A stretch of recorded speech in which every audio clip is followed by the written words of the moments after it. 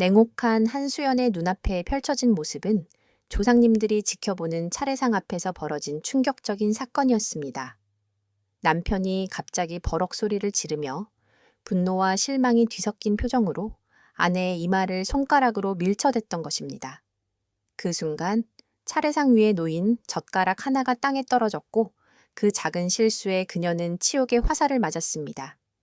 시댁 가족들의 비웃음이 칼날처럼 날아와 그녀를 꿰뚫었고 그들의 냉혹한 시선은 마치 칼날처럼 날카롭게 그녀의 심장을 찔렀습니다. 5년간 묵묵히 시집살이의 고통을 견뎌온 그녀였지만 그들에게 그녀는 단지 돈줄에 불과했음을 다시 한번 실감했습니다. 그날 그녀는 마음속 깊은 곳에서 결심을 굳혔습니다. 자신을 짓밟고 모욕하는 이 가족들을 개털로 만들어버리겠다는 강한 의지로 가득 차올랐습니다. 새벽 4시 캄캄한 어둠 속에서 집은 정적이었지만 부엌만은 뜨겁게 불이 밝혀져 있었습니다. 텅 빈 집안은 차갑고 조용했지만 수연이 도마를 내리치는 칼질 소리만이 외로이 울려 퍼졌어요. 밤새 18가지가 넘는 차례 음식을 혼자서 준비하느라 그녀의 손가락 마디마디는 뜨겁게 부어올라 있었고 그녀는 저려오는 손목을 부드럽게 주무르며 조용히 한숨을 내쉬었습니다. 차가운 물에 불려둔 고사리를 건져내며 벽시계의 초침을 흘긋 바라보았습니다. 아직 2시간 이상 남아 있었어요. 차례를 지내기 위해 기다려야 하는 시간은 길게만 느껴졌습니다. 오전 6시가 되자 시어머니가 조용히 부엌 문을 열고 들어왔습니다. 수연아, 콩나물에 소금 들이부었니? 라고 묻자 시어머니는 미간을 확 찌푸리며 쏘아붙였습니다. 어머님, 죄송해요. 다시 묻힐까요? 수연이 급히 대답했어요. 됐어. 시간도 없는데 뭐 다시 해? 하지만 시어머니는 도라지를 집어들며 혀를 휘저으며 맛을 찾으려 했습니다. 왜 이렇게 맹탕기야? 아무 맛도 안 나잖아. 그녀는 젓가락으로 도라지 무침을 휘둘러 혀를 내밀었습니다. 그럼 너는 시집 온 지 얼마인지 알고 있니? 명절 준비도 제대로 못하니? 유리라는 이름이 나올 때마다 수연의 어깨가 무의식적으로 움츠러들었습니다. 지난 5년 동안 귀에 못이 박히도록 들은 그 이름, 유리. 오전 8시를 넘기자 시누이 세정이 하품을 하며 방에서 나왔습니다. 헝클어진 잠옷을 입은 세정은 소파에 벌러덩 기대어 스마트폰을 들여다보며 무심하게 말했다. 언니, 밥은 다 됐어? 나 배고파 죽겠네. 수연이 전을 붙이고 있는 모습이 뻔히 보이는데도 세정은 몸을 일으킬 생각조차 하지 않았습니다. 세정아, 거의 다 준비됐어요. 조금만 더 기다려줘. 라고 수연이 애써 웃으며 말했지만 세정은 게임 화면에서 눈을 떼지 않고 투덜거렸어요. 아이고, 심심해. 뭐 먹을 거 보랄까 없어? 명절 준비는 처음부터 끝까지 오롯이 수연의 몫이었죠. 오전 10시 큰 시누이 미정이 식구들을 이끌고 현관으로 들어섰습니다. 아이들이 뛰어다니며 소리를 지르자 집안은 순식간에 시장통처럼 떠들썩해졌어요. 어머, 수연이 혼자 고생이 많네. 미정이 말로 위로하며 눈으로는 차례상 위 음식을 날카롭게 살펴봤습니다. 미정은 시어머니의 팔을 잡아당기며 소금거렸습니다. 엄마, 저 잡채는 왜 이렇게 색이 저래? 맛없어 보여. 네가 봐도 그렇지. 수연이는 요리 실력이 늘지를 않아. 시어머니는 눈치를 챈 듯 한숨을 푹 내쉬며 유리가 만든 잡채는 단연 달랐던 것을 떠올렸습니다. 미정은 고개를 절레절레 저었어요. 부엌에서 모든 대화를 엿들은 수연은 아래에 입술을 꼭 깨물며 가만히 참았습니다. 드디어 차례가 시작됐습니다. 수연은 숨을 죽인 채 술잔과 젓가락을 조심스럽게 올렸어요. 그런데 긴장한 나머지 젓가락 하나가 밥그릇 아래로 떨어지고 말았습니다. 야? 한수연, 너 지금 뭐 하는 거야? 남편 경호가 버럭 소리를 질렀습니다. 모든 시선이 한꺼번에 바닥에 떨어진 젓가락과 수연에게 몰렸고 분위기는 일순간 무거운 정적에 휩싸였습니다. 경호는 식구들 앞에서 손가락으로 그녀의 이마를 툭툭 밀치며 무시무시한 표정을 지었습니다. 수연은 얼굴이 화끈거리고 뜨거운 울컥함이 치밀어 올랐어요. 미안해요. 간신히 목소리를 내며 사과했지만 마음속은 이미 폭발 직전이었습니다. 차례가 끝나고 온 가족이 거실에 모여 텔레비전을 보고 있었습니다. 그때 지역방송 아나운서가 화면에 등장하자 모두가 시선을 집중했죠. 어머, 저 아나운서 유리 아니야? 미정이 흥분하며 외쳤습니다. 어디 보자. 시어머니가 돋보기에 안경까지 찼더니 화면에 가까이 다가갔어요. 맞네, 우리 유리야. 그녀는 손뼉을 치며 기뻐했고, 아이고, 저렇게 예쁜 애를 찾다니, 라며 좋아했어요. 세정도 스마트폰을 내려놓고 감탄하며 말했어요. 세상에, 커리어 음원 다 됐네. 옷도 엄청 비싸 보여. 감탄이 절로 나오는 모습이었죠. 시어머니는 수연을 힐끗 쳐다보며 한숨을 푹 내쉬었습니다. 저런 애가 우리 집 며느리였어야 해치셨는데 정말 복도 없지. 그 순간 수연의 머릿속에서 무언가가 툭 하고 끊어지는 소리가 들려오는 듯 했어요. 가슴이 돌덩이처럼 답답해지면서 숨이 턱 막혔습니다. 어머님, 저는 유리가 아니에요. 수연은 떨리는 목소리로 말했습니다. 뭐? 시어머니가 인상을 찌푸리며 그녀를 돌아봤어요.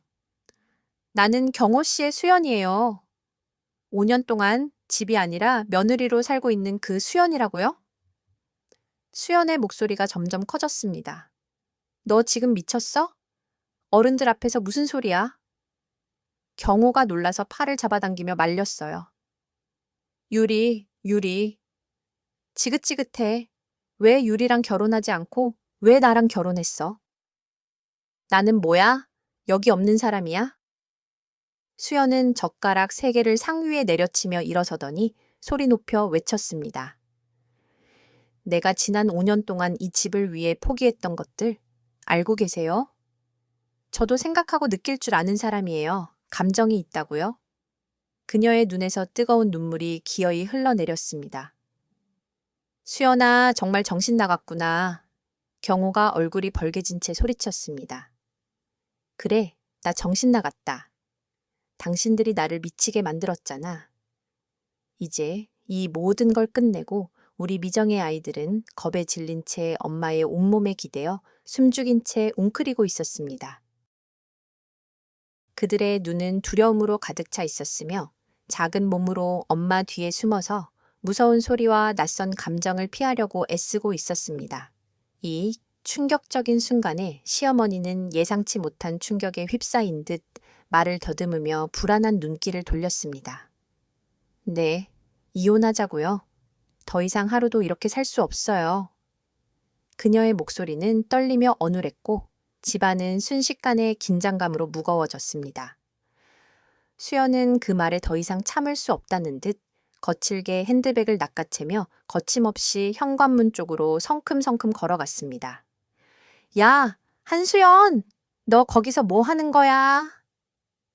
경호가 뒤늦게 소리쳤지만 수연은 몸을 돌리지 않고 차가운 결의로 현관문을 박차고 나갔습니다. 쾅 하는 강한 충돌과 함께 문이 무섭게 닫히며 집안의 묵직한 정적과 함께 깊은 공포의 소리들이 퍼졌습니다. 며칠 고생하면 제 발로 들어오게 돼 있다고. 그녀의 목소리에는 냉철한 조롱과 경멸이 섞여 있었고 그녀는 분노와 절망이 뒤섞인 마음으로 계단을 미친 듯이 내려가며 택시를 잡으려고 안간힘을 썼습니다. 지난 5년 동안 억눌러온 모든 서름과 분노가 폭발하듯 손을 떨리게 했고 손이 사시나무 떨리듯 떨려서 스마트폰조차 제대로 잡을 수 없었습니다. 택시에 몸을 실은 그녀는 엉망이 된 얼굴로 급히 친정집 앞 현관문을 두드렸습니다. 딩동딩동 요란하게 울리는 벨소리에 놀란 친정 엄마는 급히 문을 열었고 그녀는 얼굴이 퉁퉁 부어오른 딸을 보고 깜짝 놀라며 눈이 휘둥그레졌습니다. 세상에, 수연아! 너 얼굴이 왜 이렇게 됐니? 엄마는 걱정과 놀람이 섞인 목소리로 딸의 퉁퉁 붓고 눈물로 얼룩진 뺨을 훑으며 서둘러 딸을 집 안으로 끌어당겼습니다. 수연은 엄마 품에 얼굴을 묻자마자 아이처럼 큰 소리로 흐느끼기 시작했습니다. 엄마, 나 더 이상 그 집에서 못 살겠어요. 그녀의 목소리는 떨리고 간절했고 눈물은 마치 폭포수처럼 쏟아졌습니다. 이게 무슨 소리야? 친정 엄마는 긴장된 표정으로 딸의 충격적인 말을 듣고 더욱 걱정 어린 눈빛으로 딸의 얼굴을 응시했습니다. 그 집은 정말 못 참겠어요. 매일같이 경호 씨가 옛날 여자친구 얘기만 해요. 유리라는 여자 있잖아요. 온종일 그 여자와 나를 비교하며 사람을 바보로 만들어 놓았어요. 그런 집이 어디 있나요? 엄마의 목소리는 높아졌고 분노와 슬픔이 뒤섞인 표정으로 덧붙였습니다. 오늘 차례 지내다가 경호 씨가 실수라며 내 이마를 손가락으로 툭툭 쳤어요. 너무 화가 나서 참았던 눈물이 다시 폭포수처럼 쏟아졌습니다. 그 자식이 내 몸에 손을 댔어요. 미친 사람 아니야? 그녀는 손으로 얼굴을 감싸며 눈물과 분노를 주체할 수 없었습니다. 바로 그때 현관문이 다시 열리고 퇴근한 딸의 오빠인 형준이 들어섰습니다. 수연아, 추석 전날에 무슨 일이야? 형준이 넥타이를 풀며 딸의 얼굴을 보고 말을 멈췄습니다. 그의 눈은 퉁퉁 부어 있고 얼굴도 창백했으며 눈빛에는 걱정과 충격이 묻어 있었습니다. 야, 너 누구한테 맞았어? 형준이 급히 소파에 있던 재킷을 벗으며 달려와 딸을 부둥켜 안았습니다. 오빠, 들어봐요. 그 인간 같은 김서방이 내 말도 제대로 듣지 않아서 수연은 말을 잇지 못하며 오빠의 옷자락을 꼭 붙잡고 흐느꼈습니다. 이게 다 무슨 일이야, 형준아? 전부 말해봐. 형준은 딸의 어깨를 감싸 안으며 조용하고 단호한 목소리로 말했습니다. 수연은 지난 5년간 가슴속에 쌓인 모든 울분과 분노를 폭발시키듯 토해내기 시작했습니다. 유리와 자신을 끊임없이 비교하며 무시했던 시어머니의 잔인한 말들, 손 하나 까딱하지 않던 시누이와 세정의 냉담한 태도, 그리고 결정적인 순간마다 외면하며 옛 연인을 그리워하는 남편 경호의 냉혹한 행동들, 이 모든 것들이 그녀의 심장을 찢어놓은 듯 아프게 다가왔습니다.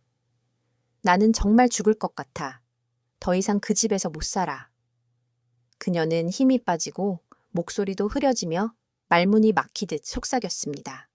모든 말을 들은 친정 엄마는 얼굴이 새빨갛게 달아오르며 분노와 슬픔이 섞인 목소리로 외쳤습니다. 당장 이혼해. 이 지옥 같은 집에서 내 딸이 왜 살아야 하니? 절대 안 된다. 엄마는 절박한 표정으로 딸의 손을 꼭 잡으며 수연아, 이혼하는 게 답이야. 네가 행복해질 수 있어. 라고 간절히 속삭였습니다. 그 순간 형준이 단호한 목소리로 딸의 손을 잡으며 말했습니다. 내가 이혼해도 괜찮을까? 희망이 섞인 눈으로 오빠를 바라보는 수연을 보며 형준은 확신에 찬 태도로 대답했습니다. 당연하지. 네가 뭐가 부족하니? 돈이 없다고? 친정이 없다고? 걱정하지 마. 내가 도울게. 그는 지갑에서 명함 한 장을 꺼내어 그녀에게 건넸습니다. 이거 봐. 사립탐정사무소 명함이야. 감정에 휩쓸리지 말고 확실한 증거부터 모아야 해. 이혼은 전쟁이야. 무조건 강력한 증거를 준비해야 하고 심지어 사립탐정까지 써야 할지도 몰라. 그녀는 간신히 고개를 끄덕이며 말없이 명함을 받아들었습니다. 그래, 반드시 이겨야 해. 법정은 네가 얼마나 힘들었는지 인정해주는 곳이 아니야. 증거로 승부하는 곳이니까. 형준은 분노로 가득 차 있었지만 차가운 머리와 함께 마음속에 결의를 다지며 덧붙였습니다. 근데 사실 의심 가는 게 하나 있어, 수연아. 말해봐. 뭐야? 그녀가 조심스럽게 입을 열었습니다. 경호 씨, 아직도 그 유리라는 여자와 연락하는 건 아니야? 형준의 표정은 더욱 험악하게 변했고 눈빛이 날카롭게 빛났습니다. 그게 사실이라면 그건 분명히 이혼 사유가 될 만한 충분한 이유잖아. 그녀의 말에 친정 엄마는 기가 막힌 표정으로 입을 다물었고 잠시 아무 말도 하지 못했습니다. 바로 그 순간 현관문이 다시 열리고 퇴근한 친정 아버지가 들어섰습니다. 우리 딸 왔네. 그런데 왜 분위기가 이러냐? 아버지는 어리둥절한 표정으로 묻자 형준이 일어나 아버지를 부축하며 아버지 잠시 앉으세요. 얘기할 게 있습니다.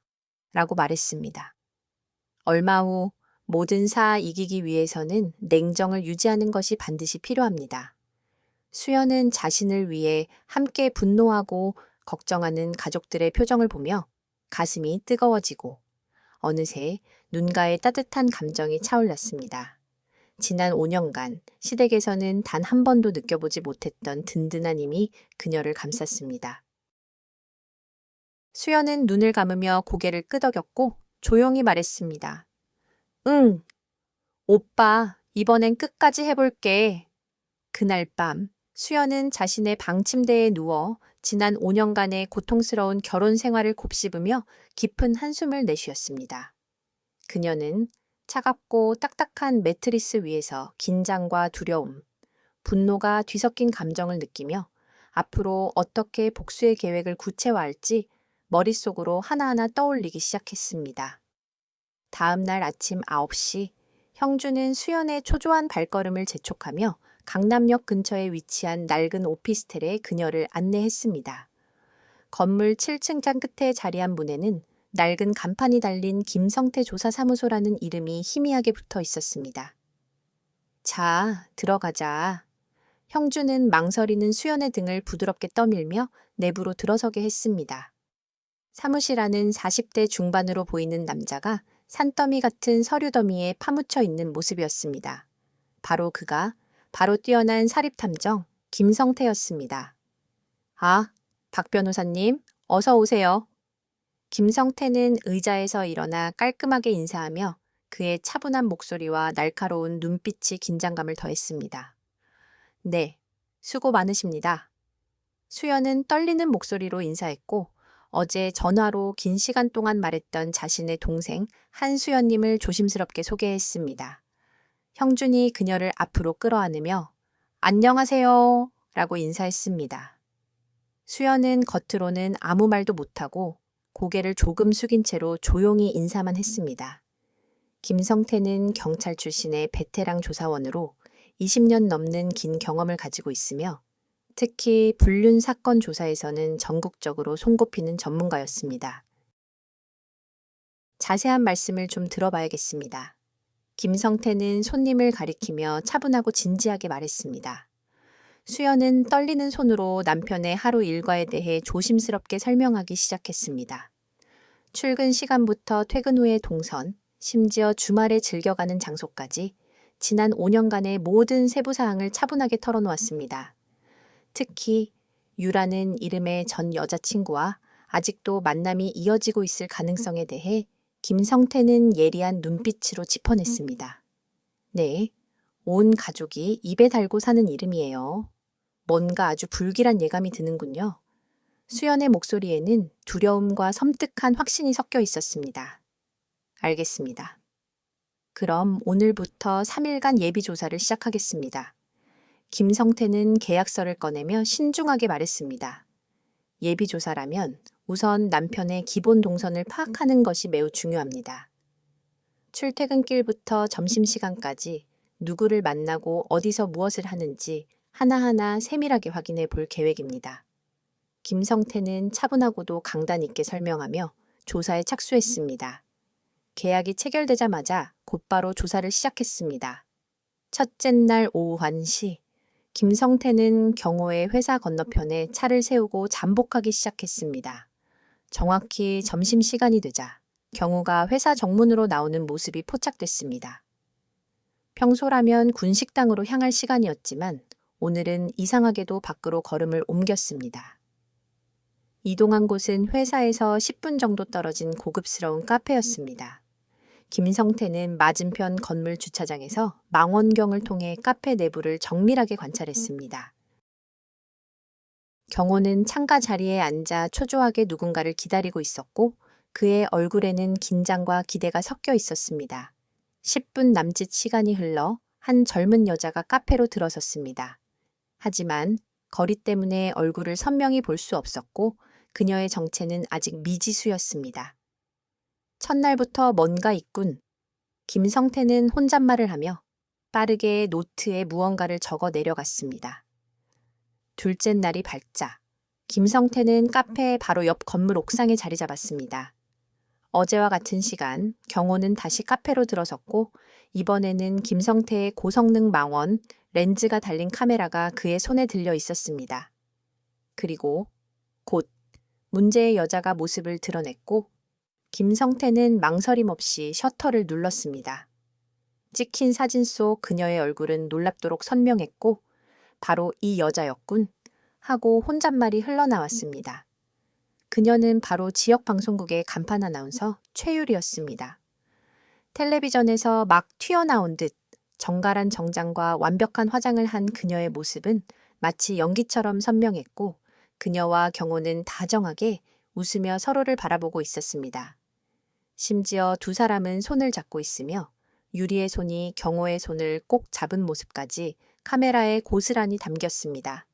셋째 날에는 더욱 충격적인 장면이 포착되었습니다. 배낙제의 경우와 유리가 함께 백화점에 나타난 것이었습니다. 봐라, 대놓고 연애하는 거네. 김성태는 에스컬레이터를 타고 내려가며 둘의 뒤를 조심스럽게 밟았습니다. 그는 망설임 없이 자신의 신용카드로 원피스 값을 결제했고 곧장 액세서리 매장에 들러 커플링을 함께 고르는 모습까지 포착됐습니다. 김성태는 이 모든 불륜의 현장을 꼼꼼히 기록하며 사진과 영상 자료로 남겼습니다. 3일간의 조사를 마친 후 김성태는 수연에게 전화로 결과를 알려줬습니다. 조사 결과를 보고 바로 사무실로 오실 수 있겠느냐는 엄중한 목소리였습니다. 다음 날 오후 수연은 형준과 함께 다시 김성태의 사무실을 찾았습니다. 김성태는 아무 말 없이 책상 위에 펼쳐진 수십 장의 사진들을 보여주었습니다. 이걸 보시죠. 사진을 하나하나 확인하는 순간 수연의 얼굴에서 피기마저 사라졌습니다. 경우와 유리가 다정하게 손을 잡고 있는 사진, 백화점에서 즐겁게 쇼핑하는 모습, 그리고 나란히 커플링을 끼고 있는 사진까지. 아, 이건 도저히 믿을 수 없어요. 수연의 입에서 떨리는 신음이 터져 나왔습니다. 남편이 업무 시간 중에도 수시로 유리 씨와 미래를 즐기며 만나는 모습이 고스란히 담긴 사진들이었습니다. 김성태는 슬픈 목소리로 말했습니다. 그럼 3일 내내 만남이 계속된 겁니까? 하지만 법정에서 이기려면 훨씬 더 결정적인 증거가 필요하다고 형준은 냉철히 판단했습니다. 그는 조용히 상황을 분석하며 지금이 바로 두 사람의 움직임을 정밀하게 추적할 절호의 기회임을 직감했습니다. 네, 맞습니다.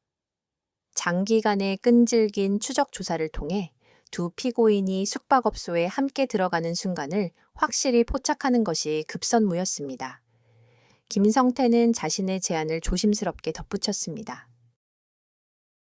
수연은 사진 속 장면을 바라보며 두 사람이 행복하게 웃고 있는 모습에 가슴이 시큰거렸습니다. 마지막 남은 희망의 조각마저 산산이 부서지는 듯한 충격에 휩싸였습니다. 지난 5년간의 결혼 생활이 송두리째 부정당하는 순간이었습니다. 수연은 흐르는 눈물을 억누르며 소매로 거칠게 닦아내면서도 결연한 목소리로 단호하게 말했습니다. 제발 제발 도와주세요. 그 인간들, 지옥 끝까지라도 쫓아가서 죗값을 치르게 하겠어요. 그의 다부진 의지는 집을 나온 지 정확히 일주일이 되는 날 더욱 선명하게 느껴졌습니다.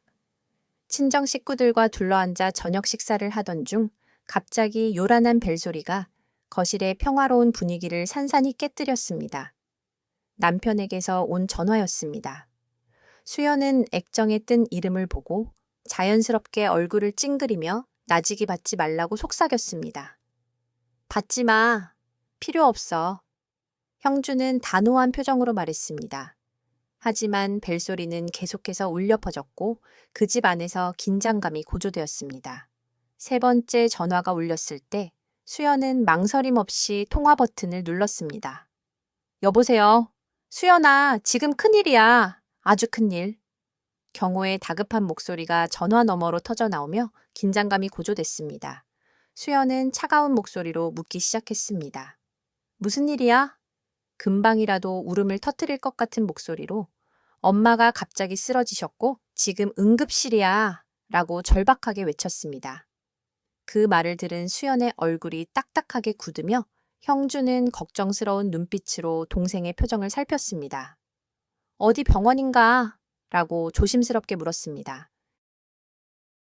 서울대 병원인데 혈압이 200까지 치솟아서 의사가 마음의 준비를 하래. 경호는 절망감이 가득 담긴 목소리로 속삭였습니다. 그럼 나한테 어떻게 하라는 거야? 수연은 냉정하게 되물었습니다. 수연아, 제발 돌아와줘. 엄마가 잠깐 의식을 되찾았을 때 너만 찾으셨어. 당신 없인 아무것도 할 수 없다고 하셨어. 경호의 애절한 간절함이 담긴 말에 수연은 혼란스러웠습니다. 그렇게 무시할 때는 언제고 나를 왜 찾으셨는지 모르겠어요. 그녀는 목끝이 메인 듯한 목소리로 말하며 나도 모르겠어요. 의사가 집에서 안정 취하라고 해서 했는데 네가 와서 엄마 좀 돌봐줄 수 없겠니? 애절하게 매달리는 경호의 말에 세정이 급히 전화를 가로챘습니다. 언니, 제발 와주세요. 네, 엄마가 정말 돌아가실지도 몰라요. 세정은 이미 눈물로 범벅이 된 채 엄마가 깨어나자마자 언니를 부른 목소리로 애원했습니다. 언니가 집을 나갔던 그 충격이 엄마에게 어떤 영향을 미쳤는지도 몰라요. 수연은 말없이 전화를 끊고 형준에게 모든 상황을 설명했습니다. 이야기를 다 들은 형준의 눈빛은 예리하게 빛났습니다. 수연아, 어쩌면 이게 바로 우리에게 주어진 기회일지도 몰라. 그녀는 의심스러웠지만 형준의 말을 경청하며 귀를 기울였습니다. 기회라니 무슨 말이야? 그녀는 조심스럽게 물었습니다. 그 집에 자연스럽게 다시 들어가서 더 확실한 증거를 찾는 거야. 형준은 목소리에서 차가운 분노를 드러내며 이 기회를 통해 간병을 핑계로 집안 곳곳을 뒤질 수 있겠구나. 그녀의 눈에도 복수심이 불타올랐습니다. 그래, 잠깐만 기다려봐. 내가 무기를 챙겨줄게. 형준은 결연한 표정으로 서둘러 준비를 시작했습니다. 잠시 후 그는 손에 작은 상자 2개를 들고 돌아왔습니다. 이건 초소형 녹음기야. 와이셔츠 단추에 숨기면 아무도 몰라. 배터리도 일주일은 간다. 형준은 상세하게 사용법을 설명하며 또 하나의 도구를 보여주었습니다. 이건 만연필 모양의 초소형 카메라야. 버튼만 누르면 되고 각도만 잘 조절하면 대화하는 사람들의 얼굴이 모두 찍혀. 수연은 결심한 듯 장치들을 꽉 쥐고는 오빠, 만약 들키면 어떡하지? 절대 들키면 안 돼. 증거가 사라지면 우리 모두 끝이야. 그녀는 긴장한 몸짓으로 형준의 어깨를 잡으며 마지막 다짐을 했습니다. 알았어. 목숨 걸고 조심할게. 수연은 장치들을 핸드백 깊숙이 넣으며 마음을 굳게 다졌습니다. 30분 후 일부러 경호에게 다시 전화를 걸었습니다. 여보세요? 나 지금 집으로 가고 있어. 정말이야? 경호는 안도의 한숨을 내쉬며 고맙다, 수연아. 정말 고마워. 라고 감사를 표현했습니다. 어머님은 좀 어때? 그녀는 묻자. 지금은 많이 안정됐어. 집으로 모시고 와서 쉬고 계셔. 라고 답했습니다. 아직 병원에 계시지 않냐는 질문에 응, 의사가 집에서 쉬는 게 좋다더라. 오늘 퇴원 수속도 밟았어. 결국 그녀는 1시간 뒤 지옥 같았던 집 앞에 다시 섰습니다. 경호와 세정은 걱정과 긴장된 표정으로 문 앞에서 기다리고 있었습니다. 어머님은 어디 계셔? 수연이 핸드백을 만지며 조심스럽게 물었습니다. 안방 침대에 누워 계셔. 아직 몸을 가누시기 힘들어 하셔. 경호가 슬픔이 가득한 목소리로 답했습니다. 그녀가 문을 열자 시어머니는 하얀 이불을 덮고 위태롭게 누워 계셨습니다. 얼굴에는 피 끓는 듯한 맑고 깨끗한 피부가 드러나 있었지만 숨을 내쉴 때마다 가쁜 숨소리가 들렸습니다. 어머님, 저 왔어요. 수연이 조심스럽게 가까이 다가가 앉으며 말했습니다. 수연아, 고맙다. 시어머니는 겨우 눈을 뜨며 힘없는 목소리로 대답했고, 괜찮으실 거예요? 이제 제가 옆에서 잘 돌봐드릴게요. 라고 말했습니다. 수연은 시어머니의 차가운 손을 잡으며 따뜻한 위로와 의지를 담아 말했습니다. 그녀의 마음속에선 무거운 책임감과 감정이 교차했고 그녀는 몰래 형준에게 문자 메시지를 보내며 아버지 잠입작전 시작할게. 이제 진짜 전쟁의 막이 올랐어요. 라고 알렸습니다. 이틀째 되는 아침, 수연은 다시 시어머니의 간병을 빌미로 집안 곳곳을 조심스럽게 샅샅이 살펴보았습니다. 그리고 눈 깜짝할 사이에 침대 머리맡 프레임 틈새로 초소형 녹음기를 살며시 밀어 넣으며 수연은 온몸에 긴장감을 감추지 못했다. 어머님, 그럼 저는 거실 청소 좀 하고 있을게요. 라고 부드럽게 말하며 그녀는 조심스럽게 움직였다. 수연은 임무를 성공적으로 수행한 뒤 방을 조용히 떠났다. 거실에 다다른 그녀는 소파와 텔레비전 장식장 뒤쪽에 먼지 제거를 가장한 채 두 번째 녹음기를 은밀하게 설치했다. 그때 갑자기 화장실에서 세정이 급히 튀어나오자 수연은 깜짝 놀라 몸이 굳어버렸다. 심장이 세차게 뛰는 소리가 귀에 울렸고 작은 숨소리마저도 더 예민하게 들렸다. 언니, 여기서 뭐해요? 세정이 날카로운 눈빛으로 수연을 위아래로 훑으며 냉철하게 말했다. 수연은 침착하게 목소리를 낮추며 아, 청소하고 있었어요. 아가씨 방 앞에 먼지가 좀 많을 것 같아서요. 라고 태연하게 대답했다. 그녀는 속으로 움찔했지만 표정은 여유를 잃지 않으려고 애썼다. 세정이 한숨을 내쉬며 아, 그렇군요. 그러면 좀 더 깔끔하게 해주세요. 라고 말한 뒤 제 방으로 슬그머니 들어가 버렸다. 수연은 가슴을 쓸어내리며 한숨을 내쉬었다. 마지막으로 그녀는 경호의 서재에 몰래 잠입하여 가장 어둡고 먼 곳에 세 번째 녹음기를 조심스럽게 숨겼다. 점심시간이 가까워지자 수연은 시어머니가 가장 좋아하는 미역국을 끓이기 위해 부엌으로 향하는 동안 냉장고 문을 열었다. 그러나 그녀의 눈길이 냉장고 안에 멈췄다. 텅 비어있던 공간은 어느덧 고급 과일과 반찬들로 가득 차 있었다. 그 모습에 수연은 고개를 갸웃거리며 혼잣말로 중얼거렸다. 혈압 때문에 쓰러진 분이 드실 음식은 아닌데 혹시 병문안 선물로 들어온 건가? 그녀는 의아한 기색으로 냉장고를 바라보며 내부의 변화에 작은 놀라움을 감추지 못했다. 바로 그때 현관문의 초인종 소리와 함께 집 안으로 경호가 들어섰다. 여보, 이 시간에 무슨 일이야? 엄마 괜찮으신가 보러 온 거야? 점심도 같이 먹고 밥 준비되지? 그의 목소리는 태연했고 자연스럽게 안방으로 향했다. 잠시 후 경호는 시어머니를 부축하며 거실로 나왔다. 그녀는 금방이라도 쓰러질 듯 약한 모습이었지만 기대 이상으로 단호한 걸음걸이였다.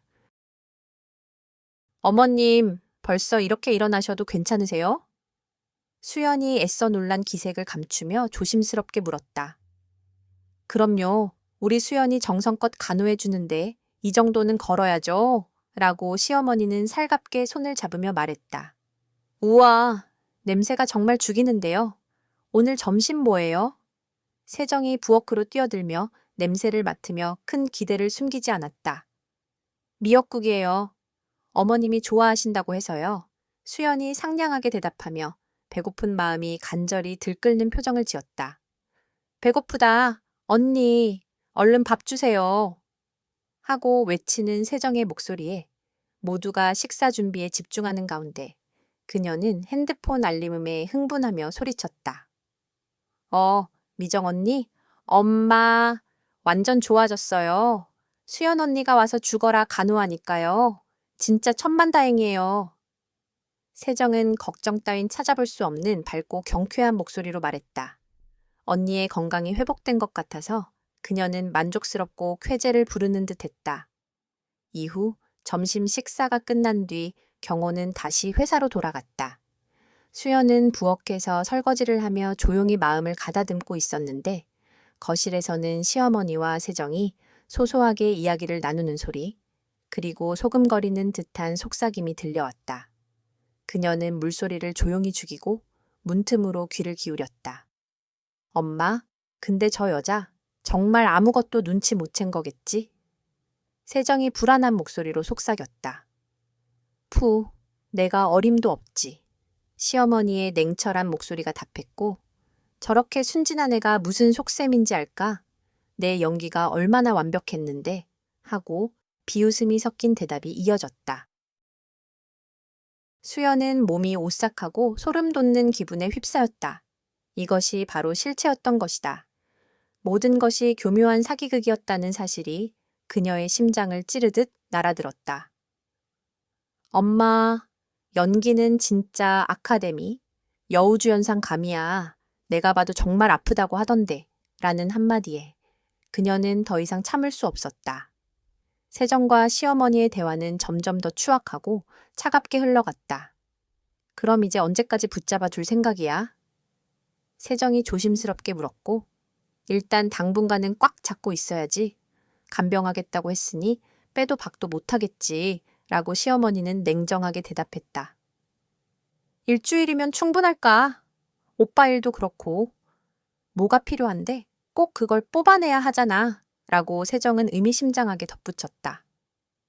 수연은 이 말에 심장이 바닥으로 쿵 하고 떨어지는 듯한 충격을 받았다. 아, 수연이 재산 얘기하는 거야? 그녀는 떨리는 목소리로 속삭였다. 당연하지. 그들이 강남의 빌딩만 세 채라며 땅도 어마어마하다고 하더라. 이번 기회에 확실히 알아봐야 해. 그 땅이 나중에 재개발에 들어가면 수백억은 우습게 될 거야. 세정이 흥분된 목소리로 말했다. 수연은 차갑게 등지고 벽에 기대어 몸이 얼어붙은 듯 굳어 있었다. 애초에 우리가 그를 우리 집에 들인 이유가 바로 그거잖아. 엄마, 라고 수연이 낮은 목소리로 말하며 그렇지 않나요? 라고 덧붙였다. 당연하지. 재산 아니었으면 내가 낳은 게 뭐가 있겠어. 시어머니의 냉혹한 말은 그녀의 가슴에 날카로운 칼날처럼 꽂혔다. 근데 경호 오빠도 처음부터 다 알고 결혼했어요? 수연이 조심스럽게 물었고, 내 오빠가 바보 천치인 줄 아니? 그의 무지함 덕분에 이 모든 일이 벌어진 거야. 라고 시어머니는 한마디로 냉혹하게 답했다. 그 한마디가 수연의 심장을 후벼 팠다. 그럼 경호 오빠는 수연 언니를 사랑한 적이 없다는 말이야? 그가 사랑하는 여자는 유리야. 지금도 유리만 생각하고 있을걸. 아, 유리 언니는 인형이잖아. 인형이 어디 간다고? 그녀는 마음속 깊은 곳에서 우러나오는 분노와 배신감에 몸이 떨렸다. 유리가 진짜 내 며느리가 되어야지 라고 다짐하며 그녀는 눈앞이 깜깜해지는 듯한 충격에 멈칫했다. 순수한 수연은 이 모든 거짓말과 속임수의 연극 속에 서서히 무너지는 것만 같았다. 그녀는 어머, 우리 수연이밖에 없네. 역시 딸보다 며느리가 더 낫다더니 시어머니가 차가운 뱀처럼 손을 뻗어 수연의 손을 잡았습니다. 그 손의 차가움은 마치 얼음처럼 차갑고 딱딱하여 수연은 온몸에 벌레가 기어가는 듯한 혐오감과 함께 숨이 막히는 듯한 감정을 느꼈습니다. 그녀는 억지로 미소를 지으며 표정을 아주 얇게 유지했지만 속으로는 몸이 떨리고 마음이 잔뜩 긴장되어 있었습니다. 그날 밤 수연은 위험을 무릅쓰고 이불 속에서 몰래 형준에게 긴급 메시지를 보냈습니다. 첫 번째 증거 확보했어. 상상 이상의 쓰레기들이야. 지금 바로 녹음 파일 보내줄게. 손에 쥔 작은 녹음기를 조심스럽게 조작하며 그녀는 파일을 추출해 형준에게 전송했습니다. 30분이 채 지나지 않아 형준에게서 짧고 강렬한 답장이 도착했습니다. 이 미친 것들, 완벽한 증거야. 절대 들키지 말고 더 확실한 걸 잡아내. 이제 시작이다. 수연은 깊이 숨을 들이마시며 핸드폰 전원을 끄고 눈을 감았습니다. 치읓 같은 어둠 속에서 그녀의 눈은 복수심으로 차갑게 빛나고 있었습니다. 며칠 동안 수연은 마치 가면을 쓴 광대처럼 완벽하게 순종하는 며느리 연기를 해왔습니다. 하지만 남편 경호는 뱀처럼 날카로운 눈매로 아내의 미세한 변화를 감지하려 애썼습니다. 오늘도 수연이 출발하려고 현관에서 신발을 신고 있는데 뒤에서 차가운 목소리가 날아와 꽂혔습니다. 응? 친정에 잠깐만. 수연은 돌아보지 않은 채 태연하게 답했습니다. 요즘 장모님이 자주 찾으시네. 그녀는 속으로 생각하며 어제도 가지 않았는데 라고 마음속으로 중얼거렸습니다. 그런데 경호의 목소리에는 날카로운 의심이 섞여 있었습니다. 경호야, 바쁘다더니 왜 이렇게 자주 가? 엄마 혼자 계신데 네가 바람이라도 쐬러 나가는 거 아니야? 팔짱을 끼며 의심스러운 표정을 지은 그는 곧 돌아올 테니까 걱정 마 라고 말하면서도 단호한 눈길을 보내고 있었습니다. 수연은 급히 서둘러 현관문을 열고 마치 도망치듯 집을 떠났습니다. 뒤를 돌아보는 경호는 문을 노려보며 한동안 그 자리에서 멈춰 섰습니다. 분명히 뭔가 이상했습니다.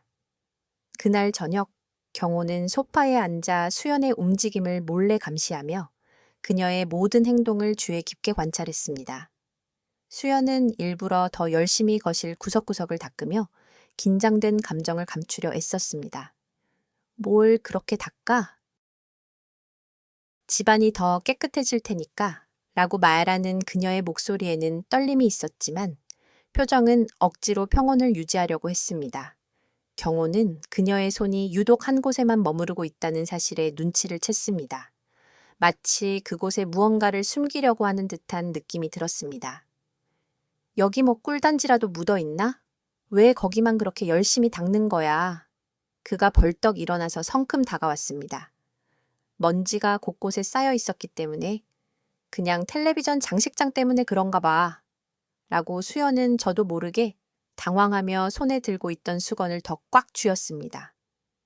경우는 고개를 숙여 장식장 뒤를 훑으며 아무것도 없는 듯한 빈 공간을 확인했지만 그녀의 반응은 분명 정상적이지 않았습니다. 다음 날 아침, 경호는 수연의 핸드폰 사용 습관이 미묘하게 달라졌다는 걸 알아차렸습니다. 예전에는 아무데나 던져두던 핸드폰을 이제는 잠시도 손에서 떼지 않았기 때문입니다. 수연아, 핸드폰 좀 빌려줄래? 배터리가 다 됐어.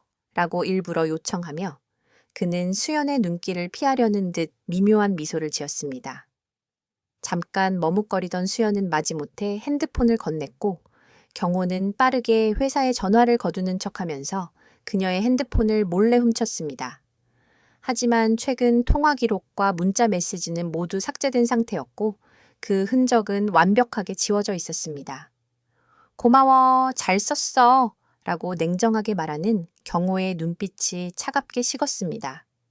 수연이 긴장하며 핸드폰을 받아들이려던 찰나 그의 눈빛은 싸늘해지고 있었습니다.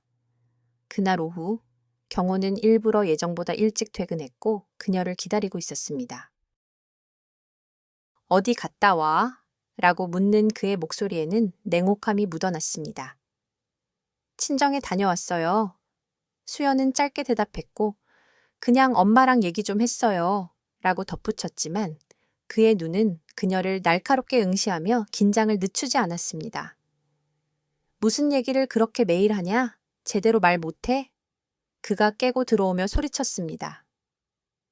왜 이렇게 소리 지르고 그래? 내가 우리 집도 마음대로 못 가? 집안 전체에 긴장감이 감돌았고 마치 폭발 직전의 정적이 느껴졌습니다. 서로의 속내를 파헤치려는 차가운 심리전이 시작된 것이었습니다. 화장실에 들어가 거울 앞에서 떨리는 자신을 다그치는 수연. 조금만 더 참자. 여기서 무너지면 끝이야. 그녀의 눈은 복수심에 서늘하게 빛나고 있었고 거울 속 자신의 모습에 결연한 표정을 지었습니다. 화장실 문 밖에서 경우는 맹수처럼 귀를 기울이며 수연이 나오기만을 기다리고 있었습니다. 그는 수연이 떠나기 전부터 치밀하게 계획한 복수의 판을 짜고 있었고 그녀가 어떤 작은 실수도 하지 않도록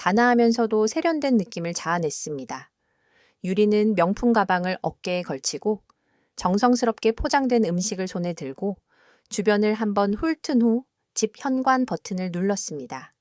문이 열리자마자 세정이 뛰어나왔고 수연은 가방 속에 있던 소형 망원경을 꺼내 유리와 세정을 확대하여 관찰했습니다. 집안에 설치된 녹음 장치가 유리와 세정의 대화를 생생하게 잡아내는 동안 꼼꼼한 긴장감이 감돌았습니다. 유리 언니, 어서 와요. 보고 싶어 죽겠어요. 세정의 들뜬 목소리가 수연의 이어폰을 통해 생생하게 전달되었고 유리의 미소는 더욱 빛났습니다. 세정아, 잘 지냈니? 어머님은 좀 어떠셔? 편찮으시다고 들었는데 정말 걱정돼. 유리의 목소리에는 진심이 담겨 있었고 그 순간 시어머니가 안방에서 걸어 나오며 유리에게 다가갔습니다. 그 목소리는 도저히 병든 사람의 것이라고 믿기 어려운 강렬한 울림이 있었고 아프긴 뭐가 아파. 저 쓸모없는 며느리 연기를 하려고 쇼하는 거지. 라며 비꼬는 말투가 이어졌습니다. 수연은 숨이 턱 막히는 듯한 온몸에 소름이 돋았고 그 광경은 가슴 한구석을 찌르는 듯한 충격이었습니다. 어머님, 안녕하세요. 건강해 보여서 정말 다행이에요. 그럼 유리 언니가 온다니 얼굴도 더 예뻐졌네요. 시어머니는 수연의 손을 잡지도 않고 오히려 유리의 손을 잡으며 작은 미소를 지었습니다. 유리에게 다가가며 유리야, 배고프지? 앉아만 있어. 내가 얼른 점심 차려줄게.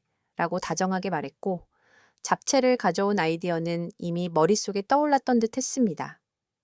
이건 내가 만든 잡채야. 좋아하잖아. 라고 말하며 유리와 세정은 자연스럽게 식탁에 앉아 식사를 시작했습니다.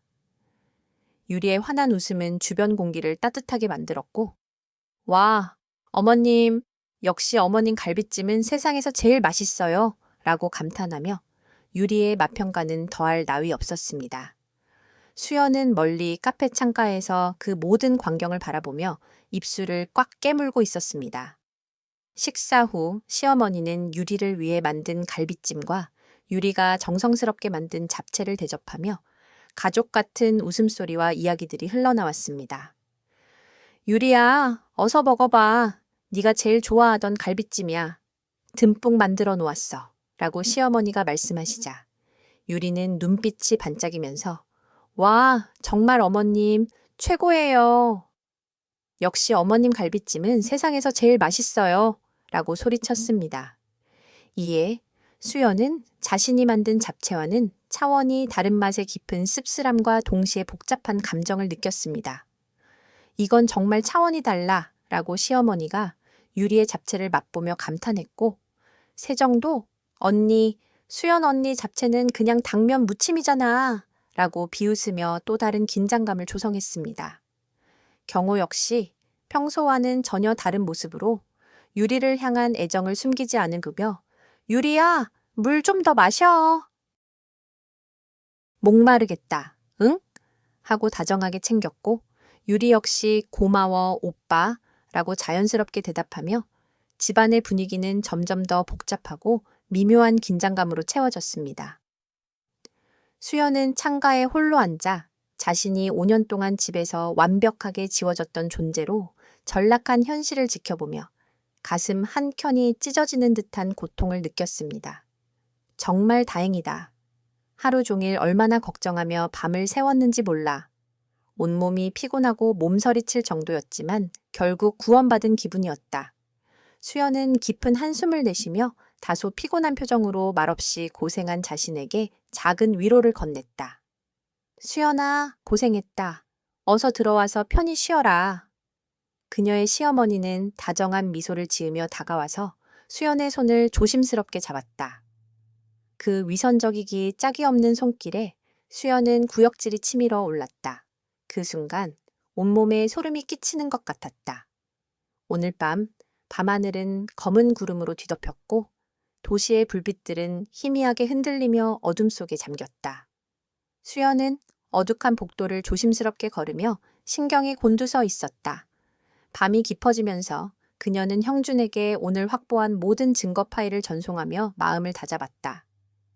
오늘로써 모든 증거는 확보됐어. 이제 마지막 한 방만 남았네. 그녀의 눈동자는 차갑게 빛나며 결연한 의지를 드러냈다. 며칠 후 장대한 폭우의 썰렁한 저녁, 마치 세상을 삼켜버릴 듯한 붉은 노을이 하늘을 온통 물들이고 있었다. 수연은 친정에 들러 형준과 만난 후 모든 증거 정리를 마치고 집으로 향하는 버스 안에 앉아 있었다. 허탈한 기분으로 하늘을 올려다보던 그녀는 순간 깜빡 잊고 우산을 챙기지 않았다는 사실이 떠올랐다. 갑자기 쏟아지는 비는 강한 소리와 함께 끊임없이 쏟아졌고 수연의 옷은 순식간에 물에 빠진 생지골처럼 흠뻑 젖었다. 그녀는 손을 들어 택시를 잡아보려 했지만 칠흑 같은 어둠과 빗줄기 속에서는 아무 소용이 없었다. 결국 수연은 가방을 머리 위에 인 채로 집을 향해 뛰기 시작했다. 현관문 앞에 도착한 순간 그녀는 흠뻑 젖은 옷을 털며 속으로 중얼거렸다. 이 비가 정말 미친 듯이 쏟아지네. 몸을 구부려 열쇠를 꺼내려던 찰나 남편의 목소리가 문 너머에서 들려왔다. 평소와 달리 목소리에는 긴장감이 섞여 있었다. 뭐, 유리야? 그거 정말이야? 경호의 목소리에는 놀라움과 당혹감이 배어 있었다. 수연은 열쇠를 손에 쥐려고 했지만 유리라는 이름이 나오자마자 온몸의 신경이 곤두섰다. 그녀는 소리 없이 현관문의 잠금 장치를 풀고 젖은 신발도 벗지 않은 채 문틈으로 몸을 밀어 넣었다. 몇 주 전의 일이 떠올랐다. 경호가 다급하게 묻고 있었다. 전화기 넘어가면서 유리의 목소리는 들리지 않았지만 경호의 반응만으로도 상황이 급박했음을 알 수 있었다.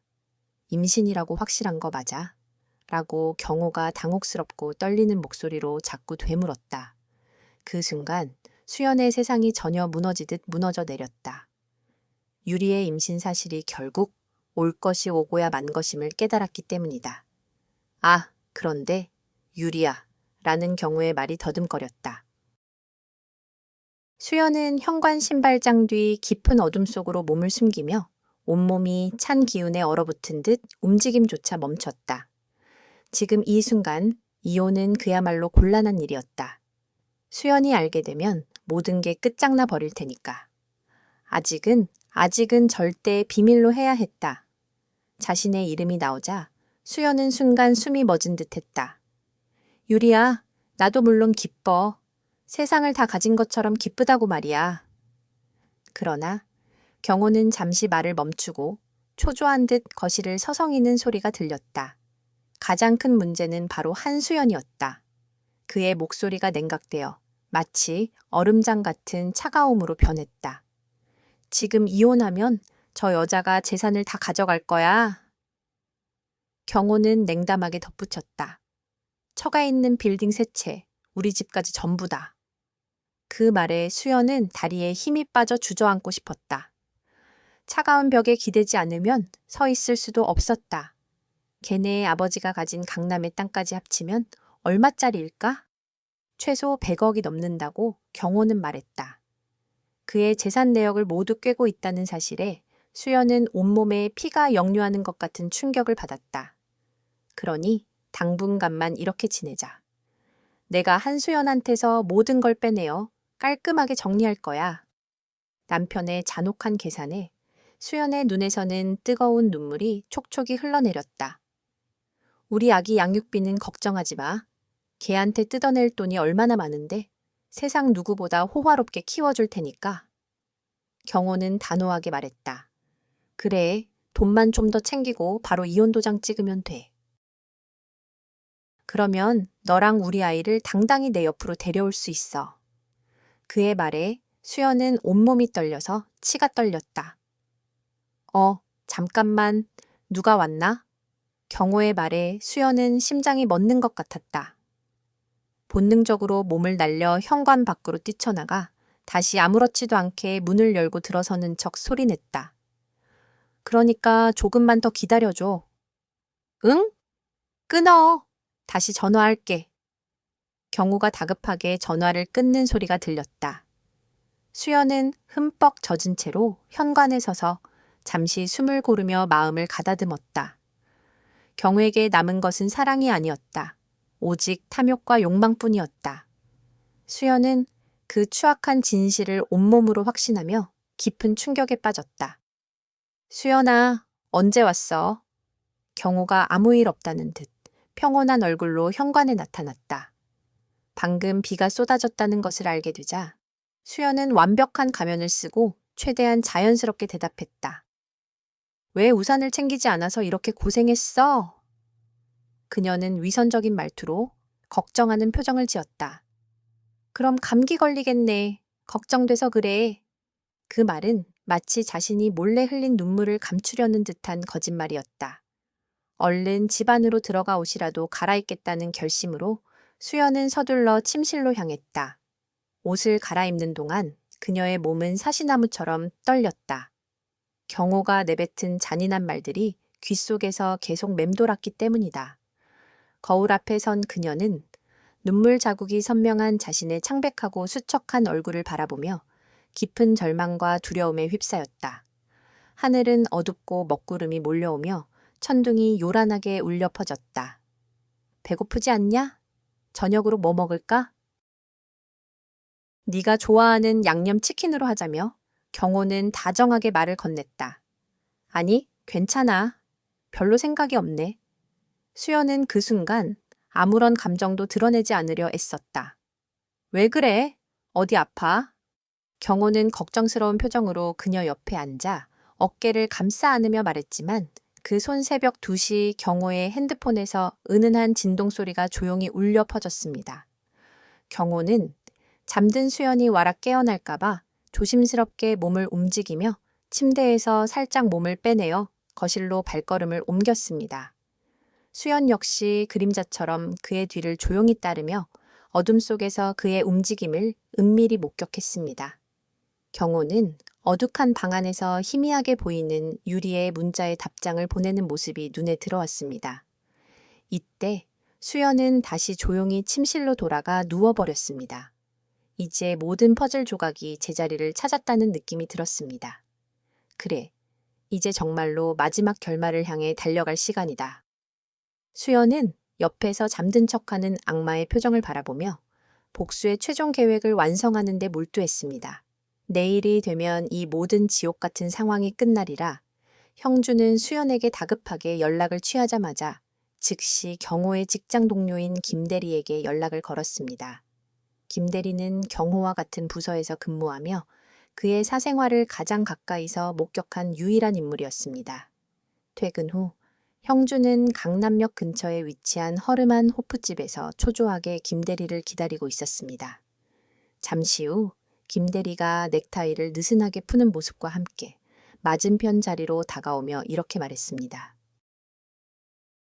아, 변호사님, 오래 기다리셨습니까? 아니에요. 바쁘신데 이렇게 시간 내주셔서 정말 감사합니다. 형주는 정중하게 답했지만 내심 긴장감이 감돌았습니다. 별 말씀을요. 그런데 무슨 일로 저를 보자고 하신 건지? 김대리가 어색하게 맥주잔을 부딪히며 말을 꺼냈습니다. 형주는 곧바로 본론에 들어가지 않고 조심스럽게 대화에 물꼬를 틀었습니다. 사실은 제 여동생 때문에 연락을 드렸습니다.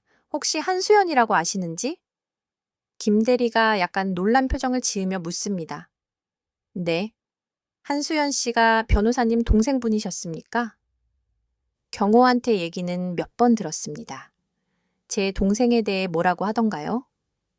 형준의 예리한 질문에 김대리는 입술을 잠시 깨물었다가 다시 떼며 망설였습니다. 아무리 인간 같지 않은 동료라도 그의 사생활을 고자질하는 건 영례이지 않는데요. 그냥 와이프 자랑도 가끔 하고 평범했어요. 김대리가 애매하게 둘러대자 형준은 잠시 말을 멈추고 다시 한번 진지한 태도로 말했습니다. 김대리님, 솔직히 말씀드리겠습니다.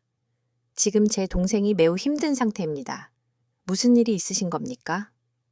김대리가 잠시 망설인 끝에 경호 그 자식이 다른 여자를 만나고 있는 것 같습니다. 라고 말하자 형주의 눈동자가 미묘하게 흔들렸습니다. 그 미세한 표정을 놓치지 않고 형주는 곧장 더 깊이 파고들기 시작했습니다. 혹시 회사에서 무언가 보거나 들으신 게 있으시면 아주 작은 것이라도 좋습니다. 제게 말씀해 주실 수 있겠습니까? 김 대리는 마른 침을 삼키며 마음속으로 결심한 듯이 목을 가다듬고 말했습니다. 지난 5년 동안의 결혼 생활이 모두 거짓이었다는 생각에 제 동생은 지금 큰 상처를 받고 있어요. 잠시 후 김 대리는 무언가 결심한 듯 맥주를 한 모금에 들이켰고, 아, 변호사님, 정말 나쁜 자식입니다. 라고 말하며 충격적인 진실을 터뜨렸습니다. 경호는 매일같이 다른 여자와 통화하고 있어요. 지역 방송국의 아나운서라고 하더군요. 형주는 깜짝 놀라며 매일 그렇게요. 라고 재차 확인했습니다. 네. 점심시간만 되면 담배 피우러 올라가서 1시간씩 통화를 합니다. 뭐가 그렇게 좋은지 실실 쪼이면서요. 형주는 주머니에서 수첩과 펜을 꺼내 김 대리의 말을 꼼꼼히 기록하기 시작했습니다. 그리고 회식 자리에서 술에 취해 했던 말들도 빠짐없이 적어 넣었습니다. 무슨 말인가요? 김 대리가 낮은 목소리로 조심스럽게 말했습니다. 자기 와이프, 그러니까 수연 씨는 그냥 돈만 보내는 거고 진짜 사랑하는 여자는 유리뿐이라고 하더군요. 형주는 놀란 표정을 감추지 못하며 그 말은 언제 했나요? 라고 물었습니다.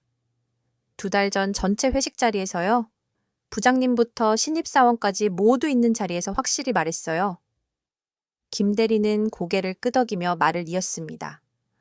그럼 다른 직원들도 모두 들었겠군요. 라고 묻자 그는 네, 아마 전부 들었을 겁니다. 라고 답했습니다. 그리고 박경호 씨는 매달 그 여자에게 200만 원씩 용돈도 보내고 있다더군요. 형주는 깜짝 놀라 용돈을? 이라고 재차 확인했고 김 대리는 자랑스럽게 대답했습니다. 그리고 박경호는 매달 그 여자한테 200만 원씩 용돈도 보내고 있어요. 용돈이요? 형주는 놀라움과 함께 이 얼마나 끔찍한 사실인지 느꼈습니다. 네. 자기가 직접 자랑하더군요. 유리 가족을 내가 떠받쳐야 한다며.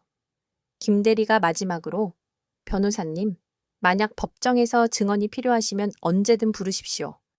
수연 씨처럼 착한 분이 이런 인간 쓰레기에게 당하는 건 못 보고 있겠습니다. 라고 말하며 그의 결연한 의지를 드러냈습니다. 형주는 진심으로 김 대리의 손을 잡고 고개를 숙이며 감사의 말을 전했습니다. 동시에 같은 시각 수연은 시어머니와 세정의 대화를 몰래 녹음하며 추가 증거를 확보하려고 애쓰고 있었습니다. 엄마, 유리 언니 정말 임신한 거 맞아? 확실하지? 경우가 직접 확인했다는데. 아이고, 드디어 내가 내 핏줄, 내 손줄을 안아보는구나. 시어머니가 손을 치며 기쁨을 감추지 못했고, 와, 대박. 그러면은 이제 한수연 저 여자 빨리 내보내야겠네. 우리 조카를 혼인자로 키울 수는 없잖아.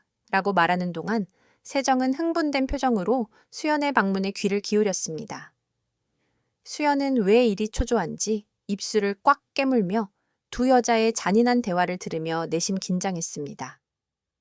근데 엄마, 그냥 내쫓으면 재산 한 푼도 못 받잖아. 어쩌려고? 걱정 마라.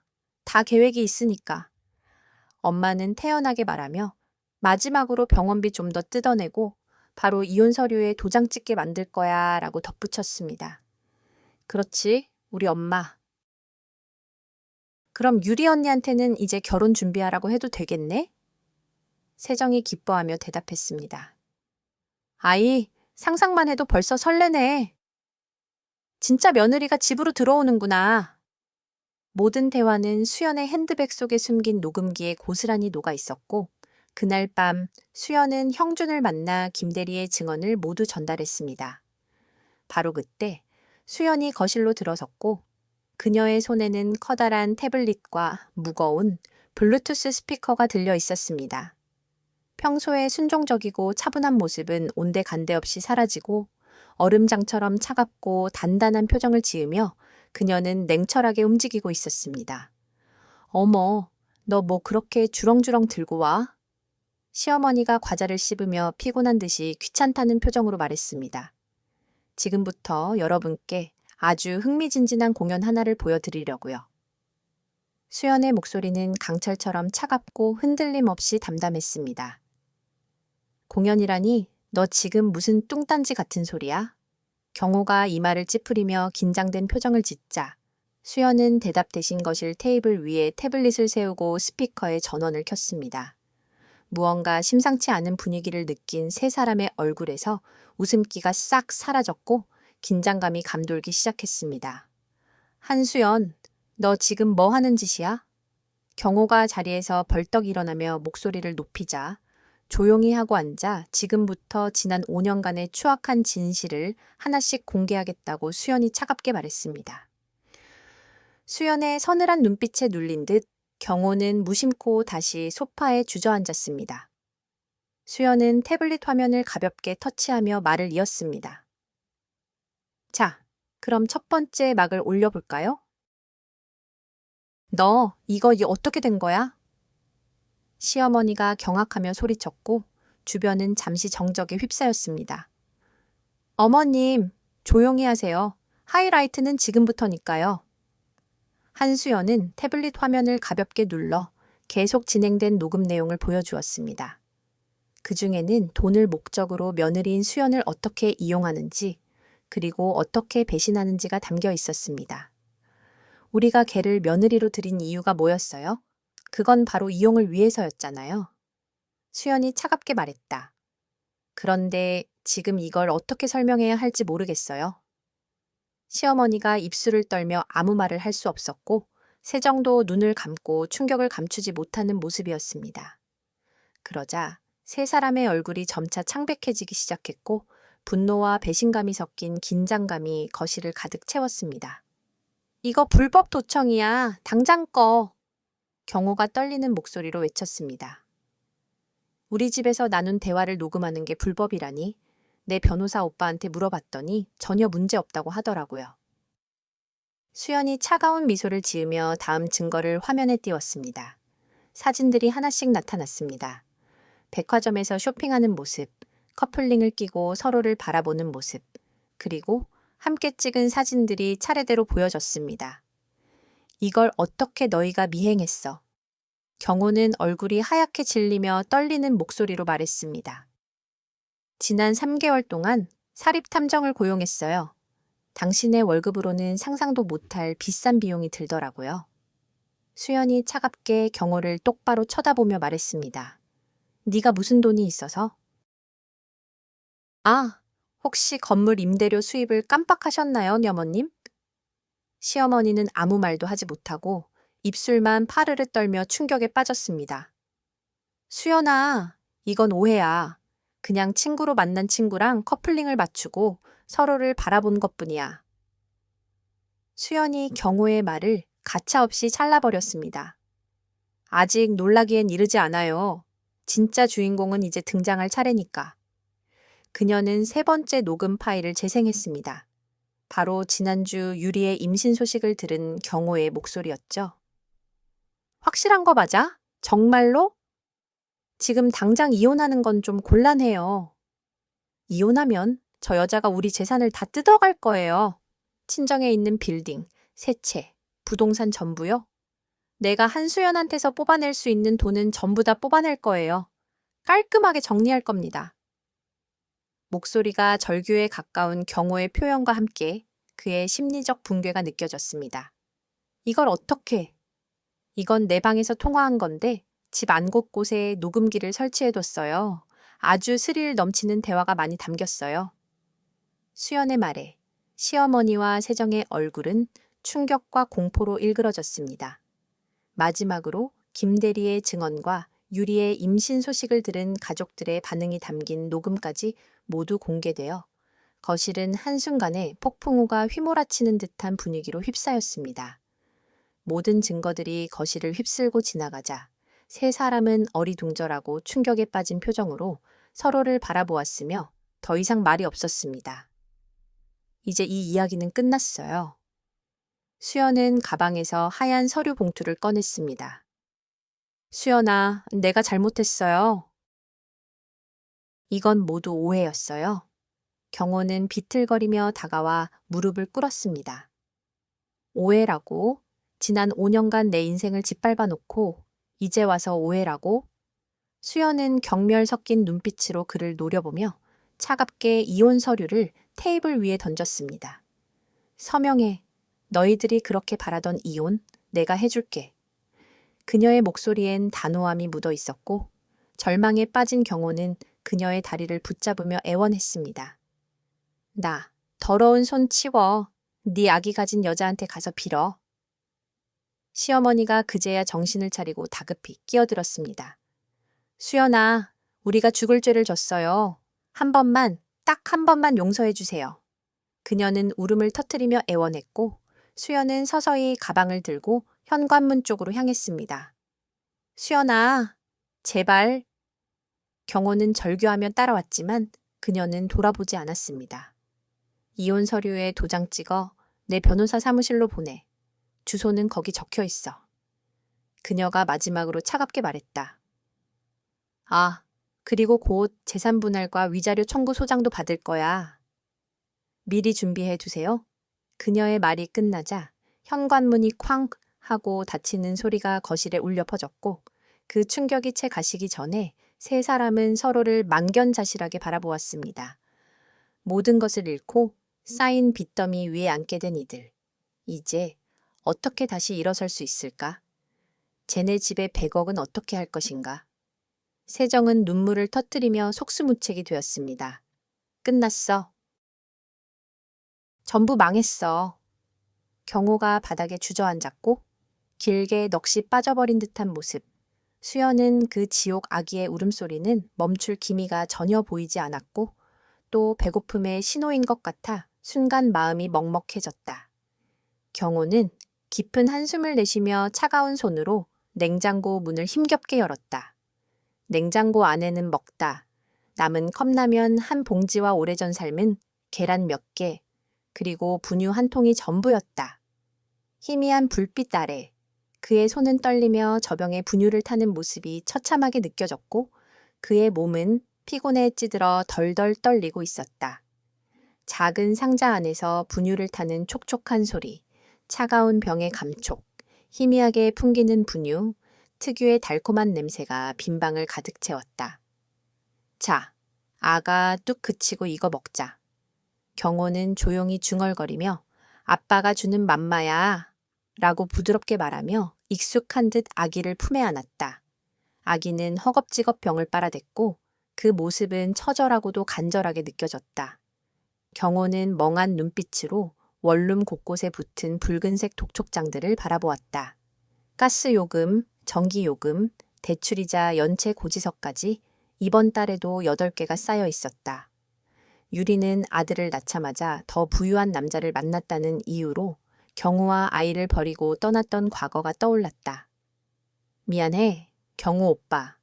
그가 조용히 속삭이며 난 오빠처럼 능력 없는 남자와는 더는 살 수 없겠어. 라는 말이 새벽의 차가운 공기처럼 가슴에 꽂혔다. 3개월 전 유리가 채 짐을 싸서 떠나던 냉혹한 얼굴이 뇌리를 스칠 때마다 가슴이 찢어지는 듯한 아픔이 몰려왔다. 유리야, 제발. 그가 애절하게 속삭였지만 유리의 결심은 단호했고 우리 아들은 어떻게 해? 네가 낳은 자식이잖아. 키우기 힘들면 보육원에 보내도 돼. 난 이제 내 인생을 살 거야. 라는 잔인한 말들이 귓가에 또렷이 맴돌았다. 유리가 남긴 그 말들은 마치 날카로운 비수처럼 그의 가슴을 찔러댔다. 수영과의 이혼 소송으로 인해 집안이 완전히 와해되고 시어머니와 세정은 그에게 등을 돌렸다. 이 모든 게 다 너 때문이야. 시어머니의 목소리가 귓속에 울려 퍼졌고 네가 그 복덩이를 걷어차지 않았더라면 이렇게 망가지지 않았을 거야. 하는 원망 섞인 말들이 가시처럼 박혔다. 어머니의 마지막 저주는 마치 쏘는 듯한 냉혹한 외침으로 그의 귀에 맴돌았으며 그 무게를 견딜 수 없어 그는 결국 구석에 앉아 헝클어진 머리카락을 쥐어뜯었다. 아기를 간신히 재운 후 경호는 좁은 베란다 끝에 앉아 무심코 바람을 맞으며 간절히 숨을 몰아쉬었다. 찬바람이 그의 얼굴을 스칠 때 그의 머리카락 사이로 얼음이 스며드는 느낌이 들었고 그는 멍하니 핸드폰을 꺼내 수연의 번호를 누르려 했다. 차가운 안내 메시지가 반복되며 고객님께서 전화를 받을 수 없습니다. 라는 안내음이 반복될 뿐이었다. 절망감에 휩싸인 채 그는 그 자리에서 주저앉아 수연과의 행복했던 기억들을 떠올렸다. 대학교 축제에서 처음 만났던 수연의 맑고 순수했던 얼굴, 수줍게 웃으며 그의 고백을 받아줬던 모습이 선명하게 떠올랐다. 눈물을 글썽이며 자신을 믿고 의지했던 순간들, 그리고 지난 5년간 묵묵히 희생하며 자신의 가족을 위해 헌신했던 수연의 모든 모습들이 가슴속에 또렷이 새겨졌다. 내가 이렇게 어리석었구나. 그의 눈에서는 뜨거운 후회의 눈물이 흘러내렸고 그 순간 아기의 울음이 다시 터졌다. 경호는 급히 눈물을 닦으며 방으로 들어가 아기를 달래기 시작했다. 괜찮아, 아가. 아빠 여기 있어. 울지 마. 그가 조용히 속삭이며 아기를 품에 안았을 때 수연에 대한 그리움이 심장을 찌르는 듯한 통증으로 다가왔다. 만약 수연과 함께 이 아이를 키웠다면 얼마나 행복했을까 하는 생각이 파도처럼 밀려들었고 과거에 돌이킬 수 없는 선택들에 대한 깊은 후회와 아쉬움이 복잡하게 마음속을 뒤흔들었다. 한편 선아와 회사에 출근한 경우는 점심시간에 홀로 편의점 구석에 앉아 삼각김밥을 조심스럽게 뜯으며 한 끼를 해결했다. 불과 1년 전 유리와 함께 강남의 고급 레스토랑을 들락거리던 시절이 아직도 선명하게 기억났지만 지금은 그 모든 것이 먼 추억처럼 느껴졌다. 오후 3시 핸드폰으로부터 온 대출업체의 강제 연체 안내 문자가 도착했고 3회 이상 연체로 인해 신용정보 등록과 법적 조치가 진행될 예정이라는 소식을 들으며 그의 심장은 서서히 무거워졌다. 결국 모든 일이 예상한 대로 흘러가고야 만 것 같았다. 퇴근길 지하철 안에서 경호는 눈앞에 나오는 뉴스 화면에 얼어붙었다. 화면에는 리스타트 S의 한수연 대표, 올해를 빚의 여성 기업인으로 선정이라는 헤드라인이 떠 있었다. 수연의 모습은 8개월 전과는 비교도 할 수 없을 만큼 자신감 있고 빛나 보였으며 그녀는 모든 것을 잃고 나락으로 떨어졌음에도 굳건히 정상에 우뚝 서 있었다. 집으로 돌아온 경호는 텅 빈 방 안에서 아이를 돌보며 또다시 늦은 밤을 맞이하며 깊은 후회와 죄책감에 휩싸였다. 그의 가슴 속에는 수연을 향한 미안한 마음이 더욱 치솟았고 수연아, 내가 정말 미안해. 이 모든 게 다 내 잘못이야. 정말 미안해. 라고 울먹이며 혼잣말을 했다. 하지만 그의 사과를 받아줄 아무도 없었고 오직 아기의 서러운 울음소리만이 텅 빈 원룸을 가득 채우며 잊혀지지 않는 슬픔을 울려 퍼졌다. 1년 반이 지난 후 수연은 자신이 설립한 부동산 컨설팅 회사 리스타트 SS의 대표로서 강남의 고층 빌딩들이 빼곡히 들어선 도시 정형이 내려다 보이는 화려한 사무실에서 중요한 회의를 진행하고 있었다. 이번 강동구 재개발 프로젝트의 예상 수익률은 연 15% 이상으로 매우 높게 평가되었다. 수연은 대형 스크린을 손가락으로 가리키며 확신의 찬 목소리로 투자자들을 향해 설명했고 회의장에 모인 30여 명의 대기업 임원들과 VVIP 투자자들은 오로지 그녀의 말에 집중하며 그녀의 자신감 넘치는 모습에 모두 감탄했다.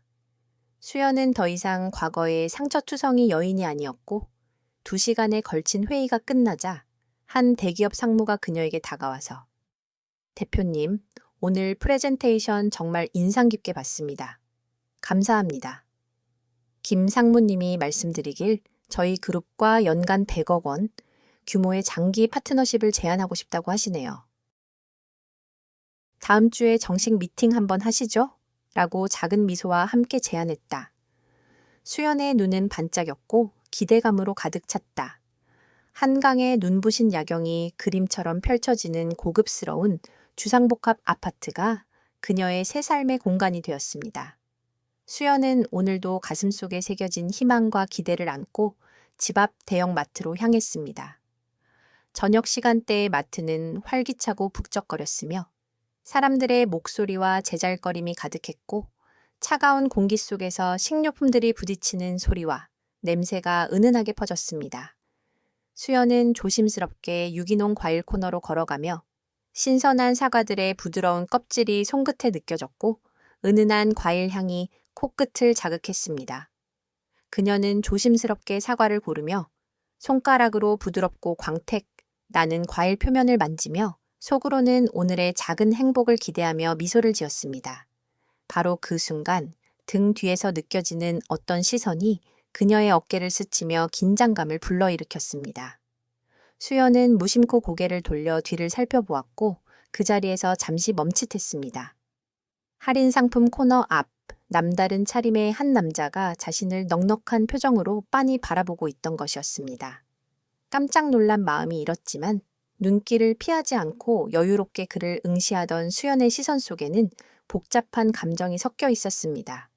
남자는 바로 박경호, 그녀의 전 남편이었으며 품에는 어린 딸 친꼴대를 꼭 안고 있었고 얼굴은 수척하고 생기 하나 없는 모습이었지만 여전히 그녀를 향한 시선은 강렬했고 무심한 듯하면서도 애틋한 것이었습니다. 그의 장바구니에는 컵라면 여러 개와 계란 한 판, 분유 한 통이 가득 담겨 있었으며 두 사람의 눈이 마주치는 순간 공기 중에 긴장감과 묘한 감정이 섞인 정적이 흘렀습니다. 수연의 눈에는 더 이상 분노나 미련이 자리하지 않았고 오히려 차분한 무감각이 자리 잡았음을 알 수 있었습니다. 그녀는 마치 아무 일도 없던 것처럼 가볍게 고개를 끄덕이고 아무 일도 아닌 듯이 다시 몸을 돌려 다른 코너로 걸어갔습니다. 마음속 깊은 곳에서부터 뻐근했던 감정들이 서서히 무뎌지고 있었다는 것을 느끼며 수연은 또 한 번 자신에게 다짐했습니다. 경호가 무언가 말을 하려고 애를 썼지만 그녀는 이미 수행 비서와 함께 직감적으로 무심한 태도로 당당한 걸음으로 다시 다른 곳으로 사라졌습니다. 그녀의 명품 정장과 빛나는 모습, 그리고 그와 대비되는 차림새의 수수한 티셔츠 차림이 어우러지며 한편으로는 씁쓸한 대비를 이루었습니다. 잠시 후 계산대에서 경호는 자신의 앞에 서서 계산하는 수연을 망견히 바라보았습니다. 그녀는 유기농 채소와 고급 와인, 그리고 다양한 식료품을 카트에 가득 채우고 있었고 총 금액은 287,000원에 달했습니다. 고객님, 여기 계산해 드리겠습니다. 라는 직원의 목소리에 수연은 지갑에서 카드를 꺼내 무심한 표정으로 건넸습니다. 곧이어 경호의 차례가 돌아왔고 그는 서둘러 지갑에서 몇 장의 종이동과 동전을 끄집어내며 겨우겨우 8,200원을 계산했습니다. 꼼꼼히 다듬어진 손가락으로 돈을 정리하며 그는 잠시 동안 자신의 모습에 무거운 감정을 감추지 못했고 후회와 자기 연민이 교차하는 마음을 간직했습니다. 마트 문을 떠나며 수연은 멀리서 끝까지 지켜보던 경호의 눈길을 느꼈습니다. 그녀는 빠르게 입구에 대기하던 고급 외제차에 올라탔고 차 안에서 백미러를 통해 다시 한번 마트 앞에 멍하니 서 있는 그를 바라보았습니다. 그러나 이제 그녀는 더 이상 그를 동정하지 않았고 그냥 가볍게 엑셀러레이터를 밟으며 어둠 속으로 사라졌습니다. 그날 밤 수연은 자신의 성공이 과거의 고통과 상처를 이겨낸 증거임을 깨달았습니다. 자신을 무너뜨리려 했던 악몽 같은 사람들은 이제 그녀의 인생에 아무런 영향을 미치지 못했습니다. 정말 잘했어, 한수연. 정말 용감하게 버텨냈어. 라는 자기 자신에게 하는 위로의 속삭임이 가슴 깊이 울려 퍼졌습니다. 그녀는 창밖으로 펼쳐진 서울의 화려한 야경을 바라보며 더 크고 밝은 미래를 꿈꾸기 시작했습니다. 한편 경호는 차가운 원룸에서 잠든 아들을 바라보며 오늘 마주친 수연의 모습을 떠올렸습니다. 그의 가슴 속에는 그날의 만남이 선명히 박혔고 거저찬 행복이 얼마나 크고 눈부신 것이었는지 이제는 뼈저리게 깨닫게 되었습니다. 내 자신이 얼마나 무력하고 무가치한 존재였는지도 새삼스러웠고 그는 말없이 아기의 작은 손을 잡으며 울먹이는 눈시울을 감추지 못했습니다. 이미 모든 것이 돌이킬 수 없을 만큼 멀어졌다는 사실에 절망하며 그는 깊은 한숨을 내쉬었습니다. 그 밤, 두 사람은 같은 하늘 아래서도 전혀 다른 꿈을 꾸었습니다. 한 사람은 더 높은 곳을 향한 희망찬 비전과 꿈을 꾸었고, 다른 한 사람은 영원히 벗어날 수 없는 후회의 그림자에 짓눌려 잠든 것이었습니다. 그리고 약 6개월이 흘러 따스한 햇살이 가득한 토요일 오후, 수연은 한강 공원이 내려다 보이는 자신의 북카페 창가에 앉아 있었습니다. 그녀는 깊고 부드러운 향이 배어든 커피를 홀짝이며 경영 서적의 마지막 페이지를 조용히 넘겼습니다. 이곳은 리스타트 카페라는 이름으로 수연이 새로 문을 연 복합 문화 공간이었으며, 과거의 아픔을 딛고 새롭게 출발하는 이들을 위한 아늑한 쉼터였습니다. 카페 내부는 포근한 조명과 따뜻한 나무 색상의 인테리어로 가득 차 있었고, 벽에는 다양한 그림과 사진들이 걸려 있어 마치 예술과 일상이 어우러진 공간처럼 느껴졌습니다. 정수진 매니저가 다가와 미소를 지으며 말했습니다. 대표님, 주말인데도 쉬지 않으시고 또 일하시네요? 수연은 부드럽게 웃으며 대답했습니다. 이건 일이 아니라 제게 주어진 선물이에요. 이렇게 배우고 성장하는 시간이 요즘은 가장 소중한 거예요. 그녀는 책을 덮고 바로 옆 테이블에서 설레는 눈빛으로 결혼 계획을 속삭이는 젊은 연인을 바라보았습니다. 과거의 수연이었다면 이 모습에 가슴이 아릴지도 모른다는 생각이 들었지만, 지금의 그녀는 그저 흐뭇한 미소를 지으며 조용히 그들을 응원하고 있었습니다. 이 순간이 얼마나 소중한지, 얼마나 가치 있는 시간인지 새삼 실감하며 박 대표님이 늘 주변을 밝게 만들어주는 에너지의 힘을 느꼈습니다. 정말 신기하게도 카페 단골인 화가 선생님이 다가와 말했습니다. 저는 혼자 있는 시간이 얼마나 소중한지 이제야 알겠어요. 핸드폰 화면을 조심스럽게 들여다보자 친구들이 보내온 여러 개의 소개팅 주선 메시지들이 잔뜩 쌓여 있었다. 수연이는 미묘한 기대와 긴장감이 교차하는 마음으로 하나하나 읽으며 미소를 지었다. 수연아, 정말 괜찮은 의사 선생님인데 한번 만나볼래? 우리 회사 훗날 부장님이네 얘기 듣고 꼭 한번 보고 싶대. 친구들의 다정한 목소리가 머릿속에 맴돌았다. 수연은 모든 메시지에 정중하면서도 단호하게 답장을 보내며 마음속으로는 감사함과 동시에 약간의 거절의 미묘한 감정을 느꼈다. 정말 고마워. 그런데 나는 지금이 정말 행복해. 나중에 혹시 마음이 바뀌면 그때 꼭 연락할게. 그녀는 조용히 속으로 다짐했다. 한편 베트남 시장 진출을 위해 준비된 파트너십 제안서와 해외 부동산 펀드 투자 제안서도 조용히 도착해 있었다. 수연은 조급함 대신 차분하게 자신의 속도에 맞춰 앞으로의 계획들을 천천히 구상하며 마음의 평화를 유지하려 애썼다. 밤 10시가 가까워지자 수연은 베란다로 나가 도시의 야경에 몰입했다. 반짝이는 서울의 불빛들이 도시의 활력을 보여주는 듯했고, 그녀는 그 빛 속에서 과거의 상처보다 현재의 자유와 미지의 미래에 더 집중했다. 눈앞에 펼쳐진 무한한 가능성에 감탄하며 진정한 행복이 무엇인지 이제야 비로소 조금씩 깨닫기 시작했다. 바로 그때 오빠 형준으로부터 다정한 메시지가 도착했다. 우리 수연이 주말 잘 보내고 있어. 오빠는 네가 세상에서 제일 자랑스럽다. 그 따뜻한 말에 수연은 화끈한 웃음을 터뜨리며 답장을 썼다. 오빠, 나 지금 정말 행복해. 혼자서도 이렇게 완벽하게 행복할 수 있다는 걸 처음 알았어. 그녀는 그 순간 내면의 깊은 곳에서 희망과 평화를 느꼈다.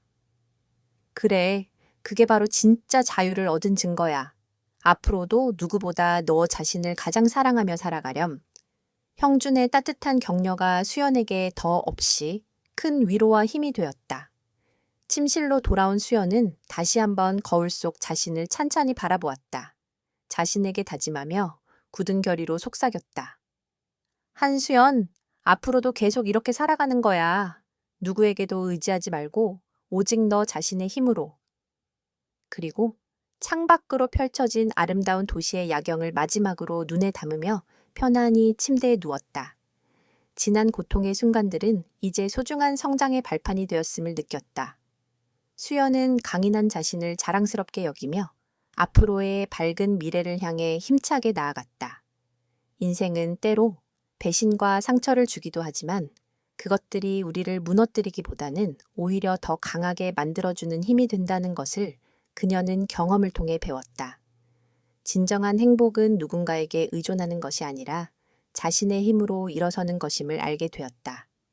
수연처럼 용기 있게 진실을 마주하고 당당하게 새로운 길을 걸어갈 때 비로소 자유의 문이 열리기 시작한다. 여러분도 어려운 순간이 닥쳐온다면 수연을 떠올려 보길 바란다.